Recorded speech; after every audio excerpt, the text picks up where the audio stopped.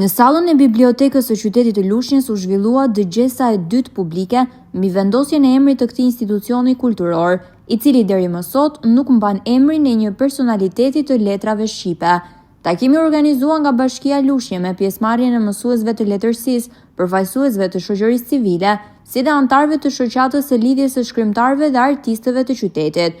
Diskutimet u përqendruan në propozimet konkrete dhe rëndësinë që një institucion i tillë të mbaj emrin e një figure të shquar të kulturës kombëtare.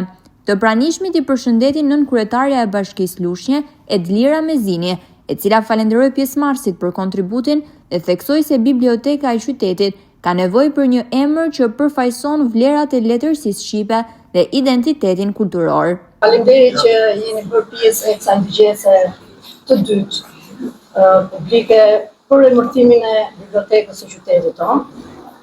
Të gjithë dimë që biblioteka është vatra e kulturës së qytetit, ashtu siç krenohemi me Vaçezelën, siç krenohemi me qendrën kulturore, me shtëpinë e kongresit patjetër, ashtu krenohemi edhe me emrat që kemi ne në qytetin tonë, janë ata shembull frymëzimi dhe simbol i kulturës dhe qytetarisë së qytetit tonë.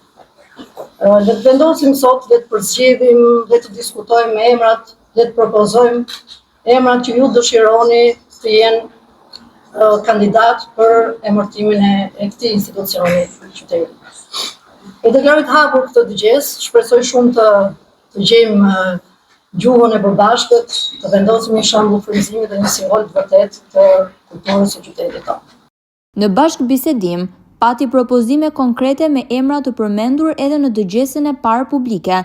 Dy emrat më të lakuar që vijnë nga fusha e letërsisë ishin shkrimtari Fasli Haliti dhe poeti Visar Zhiti. Në dëgjesën e dytë u propozua gjithashtu edhe një emër nga fusha e artit skenik, aktoria e njohur Margarita Xhepa.